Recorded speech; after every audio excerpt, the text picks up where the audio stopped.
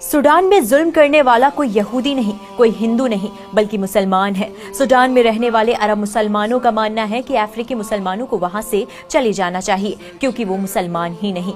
वैसे तो सूडान में 2023 से गृह युद्ध चल रहा है और ये जंग अरब के ही दो सुन्नी गुटों के बीच चल रही है जो पहले दोस्त थे। RSF और SF इन दोनों ने मिलकर ही 2019 में सूडान की तानाशाह सरकार उमर अल बशीर को हटा दिया था और सूडान के लोगों से वादा किया था कि वोटिंग से सरकार बनेगी, पर अपने किए वादे से पीछे हट गए और अब ये दोनों गुट देश की सत्ता हथियाने के लिए लड़ रहे हैं क्योंकि सूडान में गोल्ड यानी सोने की खदानें हैं। अल जजीरा की रिपोर्ट की माने तो ये जंग अब ताकत की नहीं बल्कि फिरकों की जंग बन गई है। अब रंग देखकर मुसलमानों को मारा जा रहा है और सबसे ज्यादा जुल्म कर रही है RSF, जिसको साथ मिल रहा है UAE का। UAE गोल्ड के बदले RSF को हथियार, ड्रोन और गोला बारूद दे रहा है ताकि RSF अफ्रीकी मुसलमानों पर जुल्म जारी रख पाए। RSF कहता है कि सूडान सिर्फ अरब के मुसलमानों का है, ना कि अफ्रीकी मुसलमानों का। वहीं दूसरी तरफ SF इन अफ्रीकी मुसलमानों का साथ दे रहा है। SF कहता है कि अफ्रीकी मुसलमानों को भी जीने का हक है।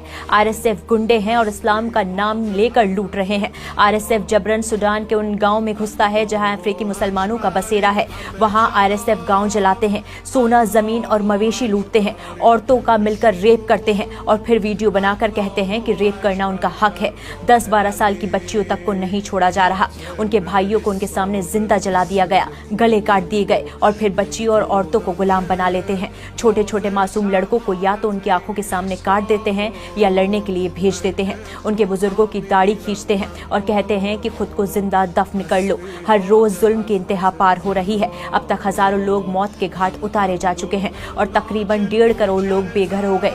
बच्चे भुखमरी से जूझ रहे हैं। एक अफ्रीकी बाप मरते मरते अपने बेटे को वीडियो कॉल करता है और उससे कहता है कोई हमें मुसलमान माने या नहीं माने, तुम कभी अल्लाह और उसके रसूल का साथ मत छोड़ना।